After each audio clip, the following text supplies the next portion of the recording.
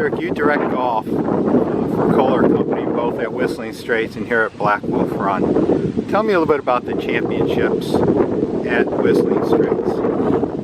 We've been very fortunate to have a strong relationship with the PGA of America. That relationship started in the late 90s.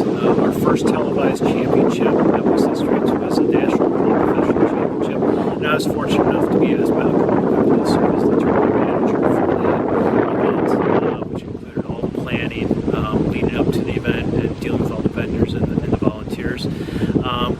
And that was a very successful championship on a small level, which really was kind of the catalyst for proving to the PGA that we could host a true major championship. So shortly after that event, we were given the 2004 PGA Championship.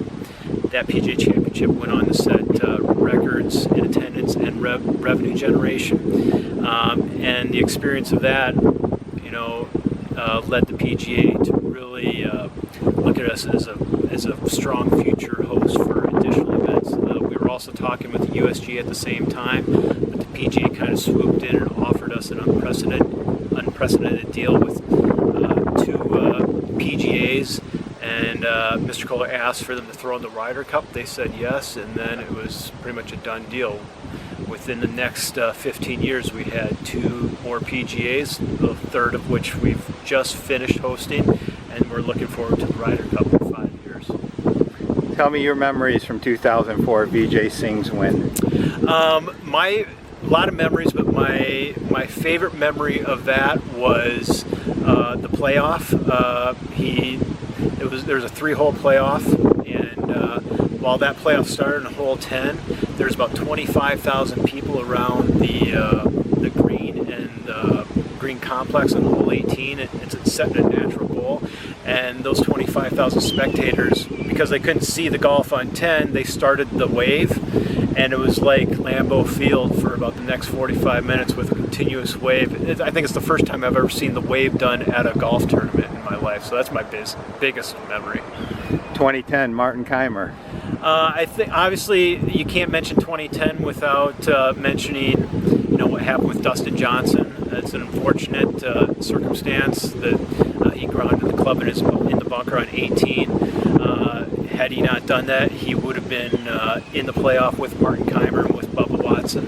But what I remember from that is the playoff with Bubba Watson and Martin Keimer trading birdies right off the bat, then Martin holding on the last hole to squeak it out. You look at the players that were contending in that championship, what they've done over the next 5 years, winning multiple majors, the Masters with Bubba and Martin winning the U.S. Open, and then both being in contention this past year in 2015. I think it speaks to the quality of the championship venue that we have, is it brings the best players to the top of the field. And just last week, Jason Day. Yeah. I think as successful as our championships have been, I think we set the bar at a new level with this championship.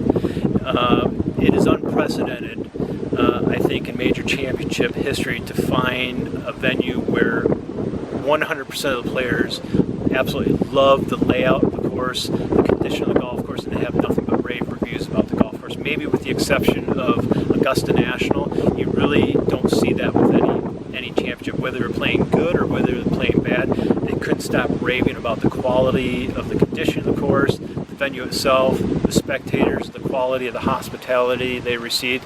And that went on to with CBS and TNT, our broadcasting partners as well. Nothing but rave reviews from them. So in our mind, it's the most successful championship we've had. We've set the bar at a new level as far as hosting major championships, and we're looking forward to setting that bar even higher in 5 years. And along those lines, what thoughts are in your head and Mr. Kohler's head looking ahead to the 2020 Ryder Cup? Well, I think we went into this championship looking at it and thinking about making things new, better, and different, not only for the spectators, but for the players and all stakeholders involved. And I think that's what we're looking at for the Ryder Cup. What can we do different at this Ryder Cup that has been done at other Ryder Cups as far as the corporate hospitality, service levels, as far as course conditioning, as as far as, what can we do to make it that much more spectacular. That's kind of our mantra at the Kohler Company, is continuously improving. So we don't sit on our laurels just because we had one great championship. We're always trying to take that championship, kind of pick it apart and find out the parts that worked well, improve upon them, and then pick out the parts that maybe need more improvement and are opportunities for improvement, and either eliminating those or coming up with a new and creative idea to solve those issues. When you look at the World Golf Hall of Fame, it's golf's highest honor. And when you come here to Destination Kohler, the golf, the hospitality, it's really quite inspirational. I mean, you look at Pete Dye, World Golf Hall of Famer, Surrey Pog, World Golf Hall of Famer, Greg Norman, Ernie Els is one here, World Golf Hall of Famer. Mr. Kohler, I know, is intimately involved. I've seen him at a couple of induction ceremonies. How do you characterize that special feeling here to those that haven't been here and communicate to them to come here? Well, I think, it's all about capturing the vision and the passion that Mr. Kohler has for the game. He's very involved in everything that we do, down to the finest little detail. Anything that touches a customer, whether it's a golf experience or any of his products, he's intimately involved in the design and the final product that comes out.